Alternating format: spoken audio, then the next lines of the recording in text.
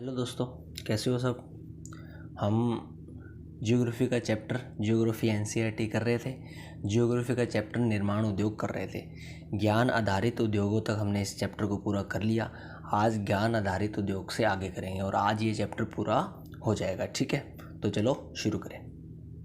तो देखो, ज्ञान आधारित उद्योग ऐसे उद्योग होते हैं जिनमें ज्ञान का प्रयोग होता है। भाई, नाम से अपने को पता लगता है ना कि ऐसे उद्योग जिनमें ज्ञान का, मनुष्य के माइंड का प्रयोग होता है ना ज़्यादा, वो ज्ञान आधारित उद्योग होते हैं। और जिसमें ज्ञान का कम प्रयोग होगा, श्रम का ज़्यादा उपयोग होगा, तो वो श्रम आधारित हो जाते हैं। ठीक है, तो सबसे पहले ज्ञान आधारित उद्योगों के बारे में अपने पढ़ते हैं। देखो, सूचना औद्योगिक क्रांति यानी ऐसी औद्योगिक क्रांति जो आज के समय में दूर संचार का प्रयोग हो रहा है, फ़ोन का प्रयोग होता है, मोबाइल फ़ोन, स्मार्टफोन, लैपटॉप, ये सारे सूचना प्रौद्योगिकी के हिस्से हैं।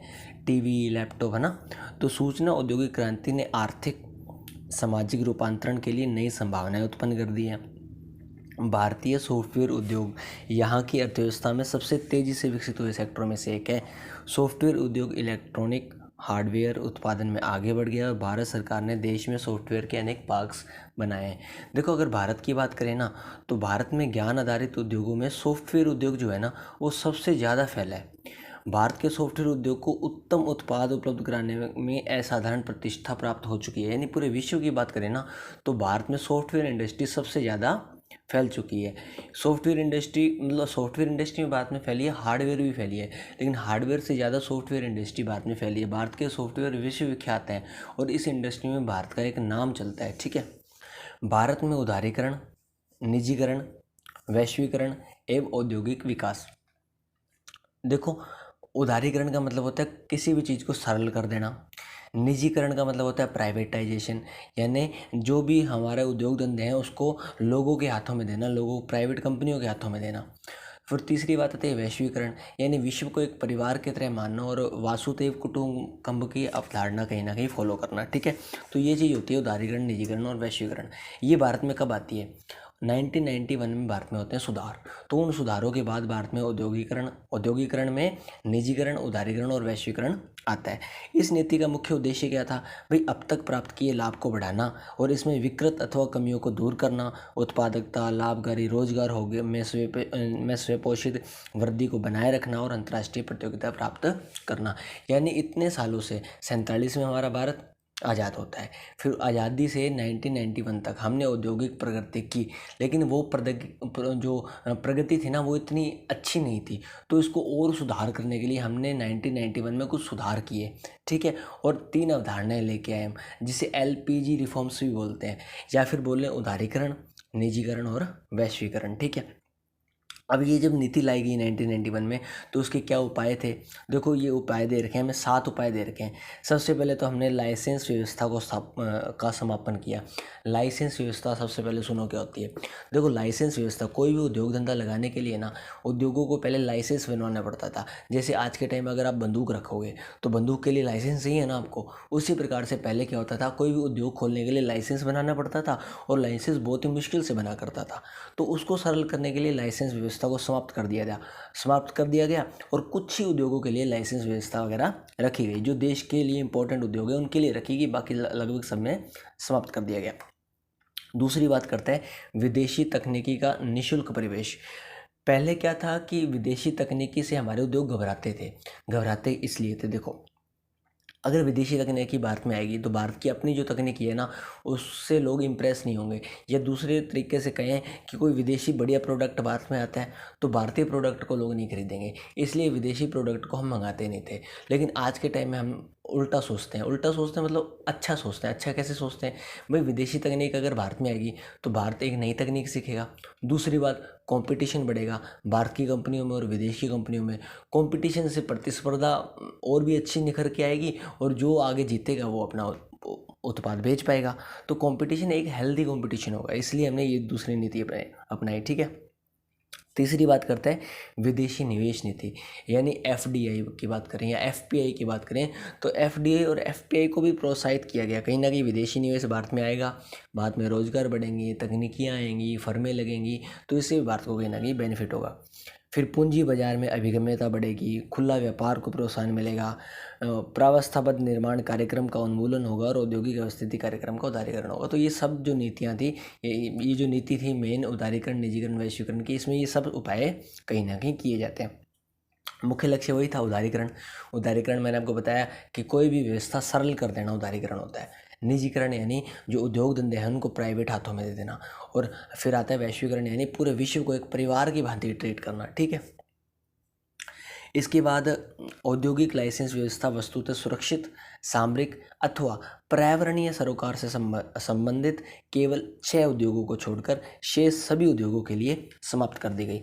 देखो इसमें क्या कहते हैं, जो औद्योगिक लाइसेंस व्यवस्था है ना, उसको कुछ सेक्टरों को छोड़कर सब में लाइसेंस वगैरह समाप्त कर दिया गया। अब सेक्टर कौन कौन से थे? पहला सुरक्षा सेक्टर यानी जो देश की सुरक्षा से संबंधित है। फिर सामरिक सेक्टर हो गया और फिर पर्यावरण सेक्टर हो गया, यानी देश में पर्यावरण का भी तो मुद्दा आता है ना। तो पर्यावरण को ऐसे उद्योग जो ज़्यादा नुकसान पहुंचा सकते हैं उनके लिए लाइसेंस वगैरह जरूरी किया गया। लेकिन लगभग 7-8 उद्योगों को छोड़ के, जो बहुत ही इंपॉर्टेंट उद्योग थे उनको छोड़कर सभी जगह लाइसेंस वगैरह समाप्त कर दिया गया। ठीक है। देखो उसके बाद कहते हैं संपत्ति दहली की सीमा समाप्त कर दी गई। बिना लाइसेंस सेक्टर में पूंजी लगाने के लिए किसी भी उद्योग को पूर्व सहमति लेने की आवश्यकता नहीं रह गई। उन्हें केवल निर्धारित आरूप में दिए गए विवरण पत्र जमा करने की आवश्यकता रह गई। देखो इसमें क्या कहता है कि संपत्ति दहली समाप्त कर दिया गया, यानी एक निर्धारित संपत्ति होनी चाहिए उद्योग लगाने के लिए, वो पहले से एक सीमा होती थी, उसको भी कहीं ना कहीं समाप्त कर दिया गया। पहले पूर्व सहमतियाँ लेनी पड़ती थी कोई भी उद्योग धंधे लगाने के लिए, उसको एक औपचारिकता बना दिया गया। यानी कहीं ना कहीं अगर दूसरे शब्दों में कहें तो उद्योग लगाना पहले से कहीं ज़्यादा सरल हो जाता है। नई औद्योगिक नीति में आर्थिक विकास का उच्च स्तर प्राप्त करने के लिए सीधा विदेशी निवेश यानी फॉरेन डायरेक्ट इन्वेस्टमेंट घरेलू निवेश के पूरक के रूप में देखा गया। यानी ज़्यादा से ज़्यादा एफडीआई क्या होता है? फॉरेन डायरेक्ट इन्वेस्टमेंट होती है। यानी बाहर की कंपनियां जब डायरेक्ट, शेयर मार्केट की बात नहीं कर रहा, वो शेयर मार्केट अलग चीज़ होती है, लेकिन बाहर की कंपनियां सीधे भारत में आगे निवेश करती है ना, तो वो कहीं ना कहीं फॉरेन डायरेक्ट इन्वेस्टमेंट कहलाता है। उसको कहीं ना कहीं प्रोत्साहन किया गया। यानी जितना ज़्यादा एफडीआई बढ़ेगा ना हमारे देश के लिए, उतना ही बेनिफिट होगा। तो ऐसी ऐसी नीतियाँ लाएगी जो हमारे देश के विकास को प्रोत्साहित कर सकती है। इसलिए जो ये नीति है ना, इसमें उदारीकरण किया गया, वैश्वीकरण और निजीकरण पर बहुत ज़्यादा फोकस किया जाता है। ठीक है। इसके बाद कहता है कि इन सभी छूटों के बाद भी विदेशी प्रत्यक्ष निवेश यानी फॉरेन डायरेक्ट इन्वेस्टमेंट आशाओं के अनुकूल नहीं रहा। स्वीकृति और वास्तविक विदेशी प्रत्यक्ष निवेश में बहुत अंतर था, यद्यपि विदेशी सहयोग की संख्या बढ़ रही है। देखो शुरुआत में जब हम लाए थे ना, तो एफडीआई बढ़ तो रहा था, लेकिन जितना हम चाहते थे उतना तेज़ी से नहीं बढ़ रहा था। फिर भी हम इसमें लगे रहे कहीं ना कहीं। और आज के टाइम पर अगर वर्तमान के टाइम में देखें ना, 2023 चल रहा है अभी, तो आज के टाइम में हमारा भारत में खूब एफडीआई आ रहा है, खूब इन्वेस्टमेंट आ रहा है। तो ये इसी का परिणाम है जो हम नीतियाँ लेके आए थे 1991 में। ठीक है। फिर वैश्वीकरण की बात करते हैं। अब वैश्वीकरण का अर्थ देश की अर्थव्यवस्था को संसार की अर्थव्यवस्था के साथ एकीकृत करना है। यानी हमारा देश मान लो एक परिवार है और पूरा विश्व में बहुत सारे परिवार रहते हैं, तो हमारे परिवार को विश्व के सभी परिवारों के साथ जोड़ना है। इसी प्रकार से कह रहा है कि हमारे देश की अर्थव्यवस्था को विश्व की सभी अर्थव्यवस्था से जोड़ना कहीं ना कहीं वैश्वीकरण हो जाता है।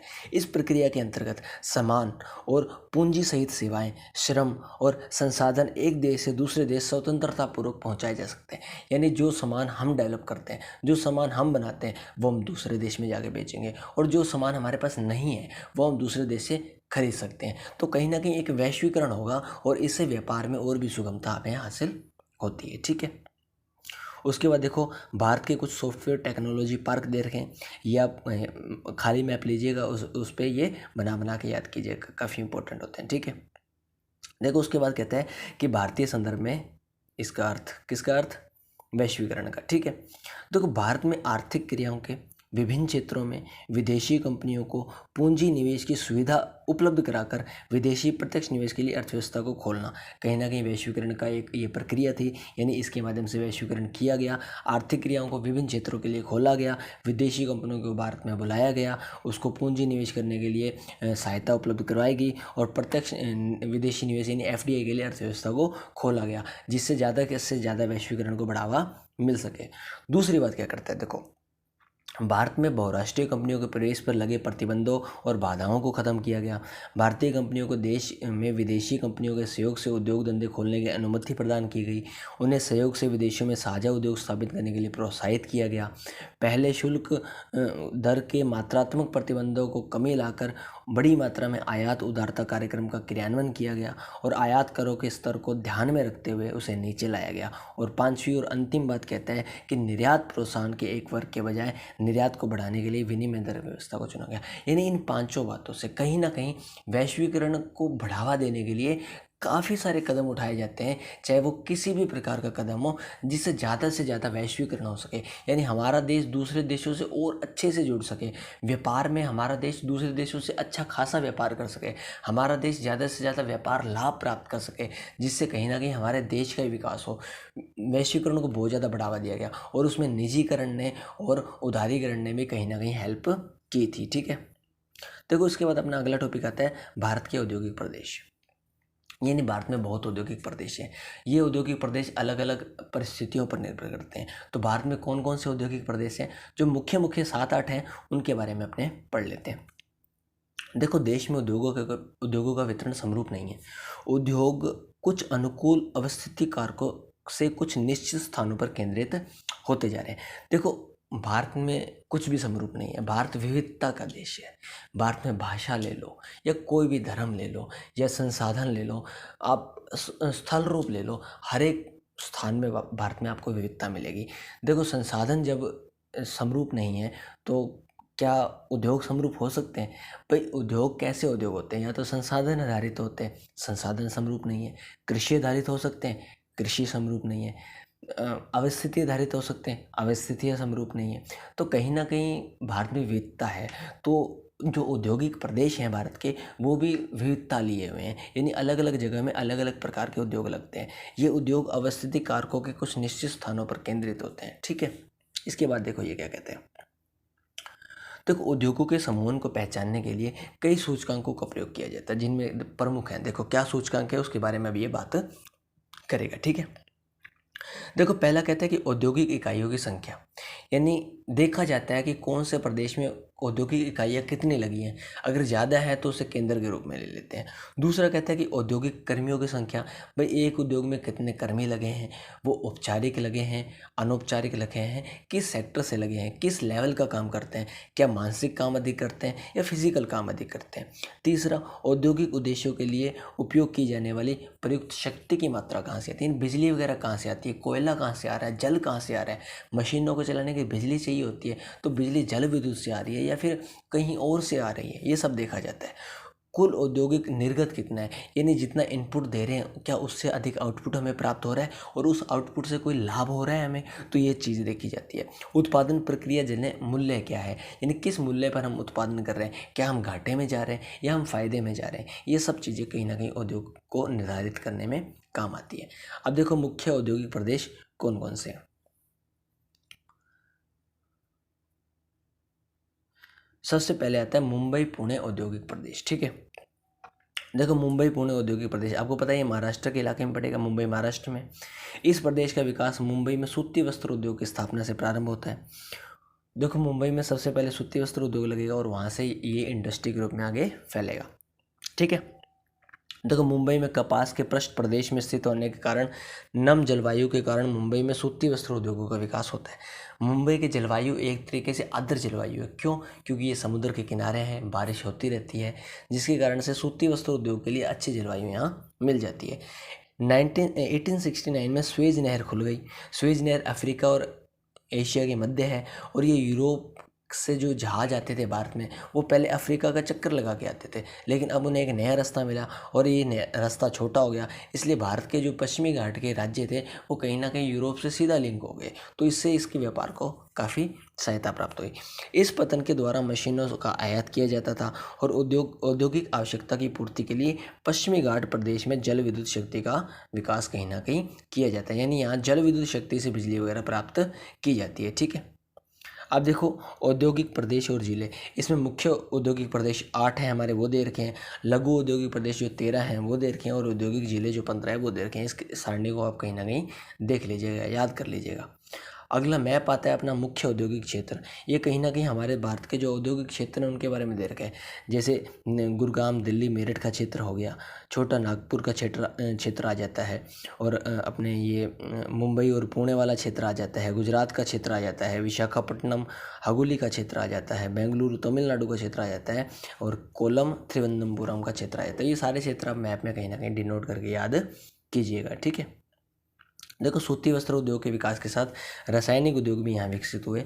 मुंबई हाई पेट्रोलियम क्षेत्र और नाभिकीय ऊर्जा संयंत्र की स्थापना इस प्रदेश को अतिरिक्त बल प्रदान करती है। आपने मुंबई हाई के बारे में पढ़ा, जहाँ से तेल संसाधन निकलते हैं, कुछ यहाँ रासायनिक उद्योग भी लगे हैं। तो ये सब उद्योग मुंबई के आसपास केंद्रित हैं, मुंबई महाराष्ट्र क्षेत्र के आसपास केंद्रित हैं, पुणे के आसपास केंद्रित हैं, जो कहीं ना कहीं यहाँ के उद्योग धंधों को बढ़ावा दे रहे हैं। अगला हमारा जो औद्योगिक प्रदेश आता है वो है हुगली, ठीक है। हुगली औद्योगिक प्रदेश जो कलकत्ता में पड़ेगा। भाई हुगली नदी कलकत्ता में है, तो इसके किनारे जो औद्योगिक प्रदेश है उसे हम हुगली औद्योगिक प्रदेश बोल देते हैं। ये हुगली नदी के किनारे बसा हुआ है। ये प्रदेश उत्तर में बंसबेरिया से दक्षिण में बिड़ला नगर तक लगभग 100 किलोमीटर क्षेत्र में फैला है। इसका विकास नदी पर पतन बनाने के बाद प्रारंभ होता है और देश में कोलकाता एक प्रमुख केंद्र के रूप में यहाँ उभरता है, ठीक है। तो ये कोलकाता में है। कोलकाता में कौन सी नदी के किनारे? हुगली नदी के किनारे। इसके बाद कोलकाता के भीतरी भागों से ये अच्छे तरीके से जुड़ा हुआ है, जिसमें रेल मार्ग और सड़कें दोनों आ जाती है। फिर दूसरी बात करें तो यहाँ व्यापार किस चीज़ का होता है, तो असम और पश्चिम बंगाल की उत्तरी पहाड़ियों में चाय के बागान के विकास, और या उससे पहले नील के परिष्करण, फिर बाद में जूट संसाधनों ने दामोदर घाटी के कोयला क्षेत्रों और छोटा नागपुर पठार के लोह अयस्क निक्षेपों के साथ मिलकर इस प्रदेश में औद्योगिक विकास में सहयोग प्रदान किया है। तो ये क्षेत्र हैं, जैसे नील का व्यापार हो गया, या फिर चाय का व्यापार हो गया, जूट का व्यापार हो गया, या अन्य संसाधन हो गए, इनके व्यापार से ये औद्योगिक प्रदेश फला फूला है, ठीक है। बिहार के घने वैसे भागों, पूर्वी उत्तर प्रदेश, ओडिशा से उपलब्ध सस्ते श्रम ने भी इसके विकास में योगदान दिया। यानी इसके आसपास देखा जाए तो क्षेत्रों में सस्ती मात्रा में लेबर मिल जाती है, तो इसका विकास अच्छी खासी मात्रा में हो रहा है। कोलकाता में अंग्रेजी ब्रिटिश भारत की राजधानी रहा होने के कारण ब्रिटिश पूंजी को भी आकर्षित किया। 1855 में रिश्रा में पहली जूट मिल की स्थापना होती है और प्रदेश के आधुनिक औद्योगिक समूह का यहाँ युग प्रारंभ होता है। यानी 1855 में रिश्रा एक जगह है जहाँ पर देश की पहली जूट मिल लगती है। कहीं ना कहीं ये चीज़ आप याद करिएगा, क्योंकि ये कंपटीशन एग्जाम में भी पूछ लिया जाता है। तो 1855 में पहली जूट मिल की स्थापना होती है और यहाँ पर औद्योगिक समूह यानी विभिन्न उद्योग यहाँ इस सेक्टर में आके लगते हैं, ठीक है।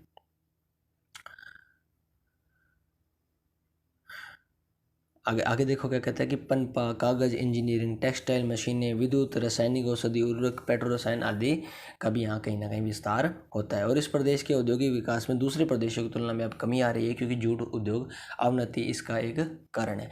अब जो कोलकाता वाला क्षेत्र है, यहाँ पर औद्योगिक धंधों में कमी आ रही है। क्यों? क्योंकि यहाँ की जो मेन इंडस्ट्री, कौन सी इंडस्ट्री? जूट की इंडस्ट्री कहीं ना कहीं कोलैप्स कर रही है, ठीक है।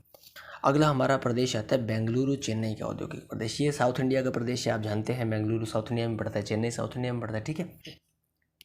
देखो, ये प्रदेश जो है ना, ये स्वतंत्रता प्राप्ति के बाद, ना कि पहले, स्वतंत्रता प्राप्ति के बाद अत्यधिक तीव्रता से औद्योगिक विकास का साक्षी रहा है। 1960 तक उद्योग केवल बेंगलुरु के सेलम और मदुरई जिलों तक ही सीमित थे, लेकिन अब वे तमिलनाडु के विलुपुरम को छोड़कर लगभग सभी जिलों में फैल चुके हैं। कोयला क्षेत्रों से दूर होने के कारण इस प्रदेश का विकास पायकारा जलविद्युत संयंत्र पर निर्भर करता है। यानी ये मुख्य रूप से ये औद्योगिक प्रदेश आज़ादी के बाद फला फूला, और कोयला क्षेत्र यहाँ पर आसपास है नहीं, तो यहाँ पर एक जल विद्युत संयंत्र है, कौन सा? पायकारा। यहाँ से ये बिजली प्राप्त करता है, जिसे 1932 के आसपास बनाया जाता है, ठीक है। कपास उत्पादन क्षेत्र होने के कारण यहाँ पर सूती वस्त्र उद्योग ने पैर जमाए हैं। सूती मिलों के साथ करगा उद्योग भी का विकास हुआ है। अनेक भारी अभियंत्रिकी उद्योग बेंगलुरु में एकत्रित हो गए हैं। वायुयान, मशीनी उपकरण, टेलीफोन और भारत इलेक्ट्रॉनिक्स इस प्रदेश के औद्योगिक स्तंभ कहीं ना कहीं कहे जा सकते हैं। अगला प्रदेश आएगा अपना गुजरात का औद्योगिक प्रदेश, यानी गुजरात कांडला वाले इलाके में पड़ेगा। इस प्रदेश का केंद्र की बात करें तो अहमदाबाद और बड़ोदरा के बीच में, यानी ये बड़े प्रदेश इस औद्योगिक प्रदेश के केंद्र कहीं ना कहीं कहे जा सकते हैं। ये प्रदेश दक्षिण में वलसाड, सूरत तक, और पश्चिमी की बात करें तो जामनगर तक फैला हुआ है। इस प्रदेश का विकास 1860 में सूती वस्त्र उद्योग की स्थापना के साथ होता है। यानी 1860 में यहाँ सूती वस्त्र की मिलें लगती हैं, और जिसके बाद इस प्रदेश का अच्छी खासी मात्रा में विकास कहीं ना कहीं हो जाता है। इस प्रदेश की एक महत्वपूर्ण सूती वस्त्र उद्योग क्षेत्र ये बन जाता है। कपास उत्पादन क्षेत्र में स्थित होने के कारण इस प्रदेश में कच्चे माल और बाजार दोनों को ही लाभ मिलता है। यानी देखो, काली मिट्टी का क्षेत्र है ये, तो कपास का उत्पादन होता है और उत्पादन के बाद अहमदाबाद और बड़ोदरा जैसे बड़े नगर हैं तो बाजार भी कहीं ना कहीं यहीं पर मिल जाता है। तो यहाँ पर जो पैदा होता है, पैदावार होती है, सूती कपड़ा बनता है, वो कहीं ना कहीं अच्छी खासी मात्रा में बिक भी जाता है। तेल क्षेत्रों की बात करें तो इसके पेट्रो रासायनिक उद्योग यहाँ पर बड़ा है। अंकलेश्वर, बड़ोदरा, जामनगर से तेल वगैरह निकलता है। कांडला पतन यहाँ विकास में तीव्र योगदान देता है क्योंकि व्यापार में कहीं ना कहीं बढ़ावा मिल जाता है। ठीक है, अगला प्रदेश आता है अपना छोटा नागपुर प्रदेश। कहीं ना कहीं छोटा नागपुर इलाका आप जानते हो मिडल इंडिया में पड़ता है या मध्य पठार के आसपास पड़ता है।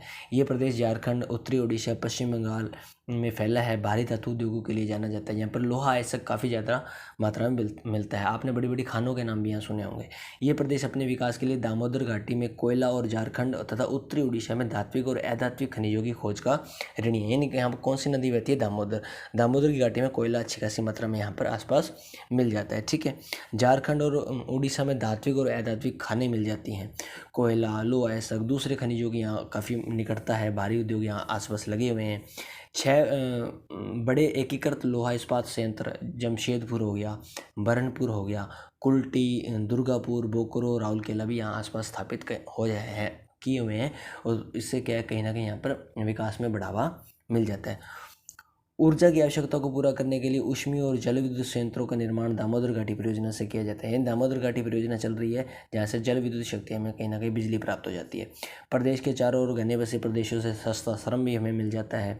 भारी इंजीनियरिंग, मशीनी औजार, उर्वरक, सीमेंट, कागज, रेल इंजन, भारी विद्युत उद्योग यहाँ अच्छी खासी मात्रा में लगे हुए हैं। ठीक है, आगे देखें तो अपने अगला प्रदेश आता है अपना विशाखापट्टनम और गुंटूर का प्रदेश। ये साउथ इंडिया में पड़ता है। ये औद्योगिक प्रदेश विशाखापट्टनम जिले से लेकर दक्षिण में कुरनूरू, प्रकाशम जिलों तक फैला है। इस प्रदेश का औद्योगिक विकास की बात करें तो विशाखापट्टनम, मछलीपट्टनम, पत्तनों में इसके भीतरी भागों में विकसित कृषि और खनिजों के बड़े संचित भंडार पर निर्भर है। फिर गोदावरी बेसिन की कोयला क्षेत्र इसके ऊर्जा प्रदान करते हैं। जलयान निर्माण का प्रारंभ यहाँ 1941 में विशाखापट्टनम से कहीं ना कहीं होता है।